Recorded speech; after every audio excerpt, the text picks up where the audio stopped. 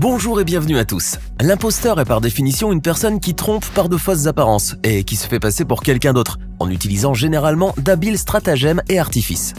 On a beau se dire que tôt ou tard un imposteur se fait prendre dans son propre jeu et qu'à force de vivre dans le mensonge, il finira bien par se désavouer. Or, l'histoire nous révèle que certaines impostures ont la peau dure et que leurs auteurs font tout pour maintenir la comédie. Mais jusqu'à quel point peuvent-ils aller pour jouer un rôle qui n'est pas le leur ? Installez-vous bien confortablement, car aujourd'hui, nous allons découvrir 5 des plus grands imposteurs des arts martiaux qui ont finalement été débusqués. On commence.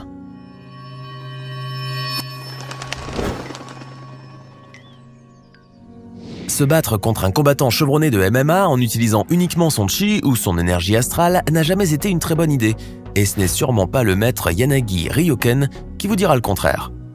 Ce vieux sensei japonais de 74 ans a en effet eu la prétention de vouloir mettre KO un jeune pratiquant de MMA sans pour autant le toucher physiquement, ce qui prouverait à quiconque son incroyable pouvoir. Car Sensei Ryoken affirme, comme beaucoup d'autres avant lui, avoir maîtrisé la mystérieuse et ancestrale technique du knockout sans contact. Plusieurs vidéos ont même circulé sur internet, montrant les incroyables prouesses de Sensei Ryoken.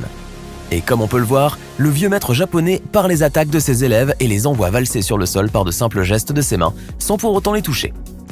Et pour prouver qu'ils ont raison, ils sont même allés jusqu'à promettre une récompense de 5000 $ américains à quiconque pourrait bien battre le maître.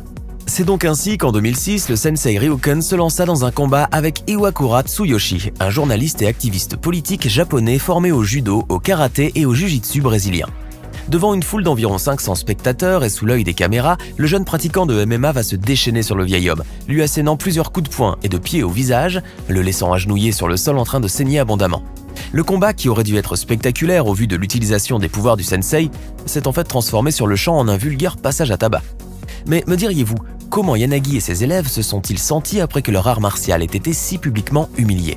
Alors figurez-vous qu'au lieu d'avouer tout simplement leur tromperie, ils ont argué que le sensei était malade ce jour-là et que, de ce fait, son chi était moins efficace.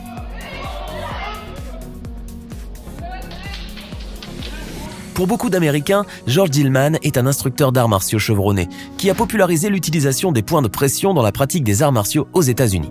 Mais pour beaucoup d'autres, il s'agit d'un vulgaire escroc qui utilise des méthodes frauduleuses et controversées afin de se livrer à une commercialisation agressive de ses innombrables livres et séminaires. En effet, George Dillman appelle son style le Ryukyu Kempo Karaté, et qui se fonde sur la théorie du knockout sans contact. C'est une sorte de projection de force vitale et de chi qui pourrait assommer un homme sans qu'il n'y ait pour autant aucun contact physique. Pourtant, Dillman n'a réussi à fournir aucune preuve scientifique que ces méthodes d'arts martiaux sont efficaces. Clamant haut et fort l'authenticité de sa technique et voulant démontrer sa crédibilité, Dillman a ainsi accepté l'invitation de la chaîne National Geographic pour venir lui faire une démonstration de ce knockout chi. Durant l'émission, Dillman et son acolyte, Leon Jay, n'ont pas pu mettre KO Luigi Garlacelli, un enquêteur italien sceptique venu se prêter au jeu pour démasquer le pseudo-karatéka. Dans la vidéo, on voit l'adepte du KO sans contact s'évertuer à vouloir rendre le sceptique italien inconscient en passant ses mains sur son visage, mais sans aucun résultat apparent. Pourtant, et même face à l'échec cuisant, Dillman n'en démord toujours pas et continue à clamer que son pouvoir et ses techniques sont bel et bien réels, allant même jusqu'à justifier son humiliation dans l'émission par de ridicules excuses. L'imposteur américain a en effet argué que son pouvoir chi pouvait être annulé pour de nombreuses raisons. Si par exemple la personne avait sa langue dans la mauvaise position dans la bouche, ou bien qu'il soulevait un orteil tout en pointant un autre orteil vers le bas. On l'a vu, les imposteurs ne reculent devant rien pour faire tourner leur petit manège et soyez sûr qu'ils vont rivaliser d'ingéniosité afin de faire durer au maximum leur vile imposture. Jay Quiroz fait partie de cette catégorie d'arnaqueurs se faisant passer pour ce qu'il n'est pas et récoltant des avantages et un respect qu'il ne méritait certainement pas. Ce dernier proclamait en effet être détenteur d'une ceinture noire en jiu-jitsu brésilien et avait même poussé l'arnaque jusqu'à ouvrir une école afin de transmettre son soi-disant savoir à ses élèves. Jay était en fait tellement confiant en lui qu'il n'hésitait même pas à se faire filmer durant ses séances d'entraînement avant de poster les vidéos sur YouTube.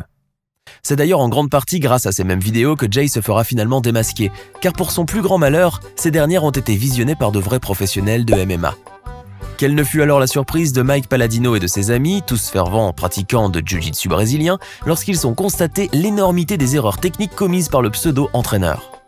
En sachant que dans ce sport très violent, une technique d'enseignement inadéquate peut facilement entraîner des blessures graves, voire la mort, dans des cas extrêmes. Ils ont alors décidé d'aller confronter Jay afin de débusquer tous ces mensonges, et ils ont bien sûr pensé à immortaliser toute la scène sur une vidéo qui deviendra par la suite virale. Dans l'extrait, qui fait à peu près dans les 10 minutes, on peut clairement voir Mike Palladino apostropher Jay sur son imposture concernant son statut de ceinture noire. Le jeune combattant de MMA essaye alors de raisonner l'imposteur en lui parlant des erreurs qu'il avait commises dans ses vidéos d'entraînement, arguant que c'était des erreurs mortelles en cas d'un vrai combat. Jay Quiroz n'en démord pourtant pas, et tout au long de la vidéo, il ne cesse de clamer son innocence et fait même semblant d'être outré par les accusations qu'on lui porte. Mais son refus de se confronter avec Palladino est une preuve irréfutable de ses mensonges.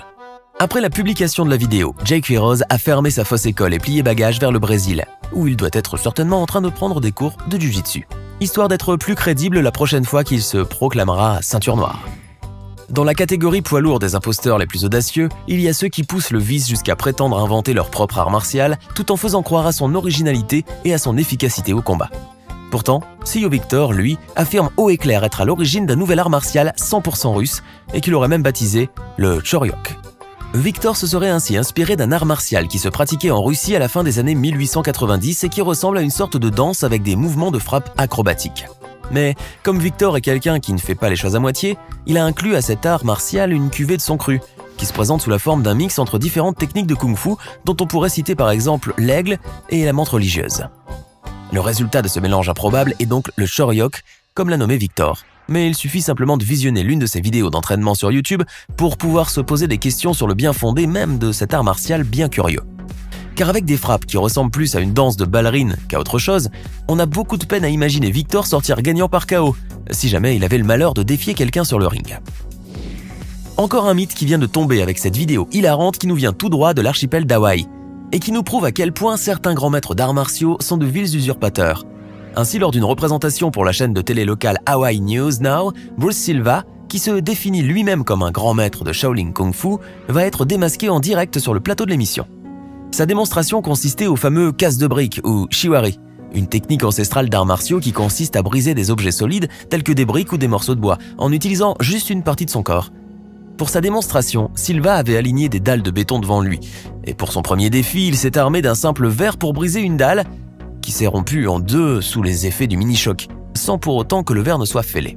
Devant un tel exploit, l'animateur de l'émission Steve Uehara n'a pas pu s'empêcher de toucher aux autres dalles de béton, comme pour en mesurer la solidité. Mais bien mal lui en prit, car à peine avait-il touché les dalles qu'elles se brisèrent telles de vulgaires plaques de plâtre, au grand désarroi de Silva, qui ne savait vraiment plus où se mettre maintenant que sa supercherie avait été révélée.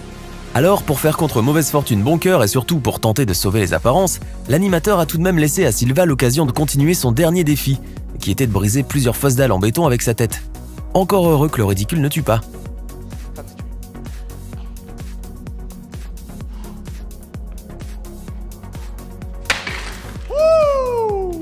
Les amateurs de films de baston connaissent ces films sur le bout des doigts et pour eux, le nom de Steven Seagal est quasiment sacré. L'acteur américain de 68 ans, qui devint une vedette du cinéma d'action à la fin des années 1980, est toujours aussi célèbre et sollicité que jamais, et sa grande notoriété semble n'avoir pris aucune ride. Il est certain que le charisme de l'acteur ainsi que son aspect vestimentaire et son mode de vie très zen jouent un rôle important dans sa célébrité mondiale. Mais si le public est tant amateur de ses films, c'est aussi et surtout pour la maîtrise parfaite des arts martiaux. Pourtant, peu de personnes savent que derrière l'acteur se tient un aikidoka 7e dan, et qui a d'ailleurs été le premier étranger responsable d'un dojo au Japon. Mais à force de trop endosser ce rôle de gros dur, brisant sans cesse les bras et les jambes des vilains au cinéma, Steven Seagal s'est retrouvé à devoir faire face aux critiques acerbes. Celles de nombreux détracteurs qui ne voient en lui qu'un vulgaire combattant de pacotille sublimé uniquement par les caméras.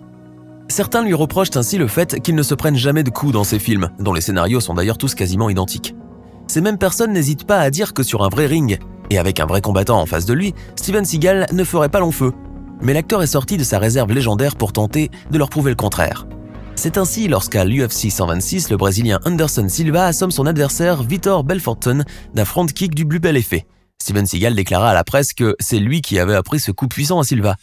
Devant l'énormité de sa déclaration, la parole a été donnée à Anderson Silva qui a alors complètement nié que Seagal était son entraîneur et qu'il avait fait ce coup de pied de front toute sa vie. Mais pour ne pas trop heurter l'ego de l'acteur, pour qui il a tout de même beaucoup de respect, Silva a continué en disant que Seagal lui avait montré un petit mouvement dans la technique qui a amélioré son efficacité. Alors, que pensez-vous de ces 6 pseudo-artistes martiaux? Lequel d'entre eux vous a fait le plus rigoler? Donnez-nous votre sentiment dans les commentaires.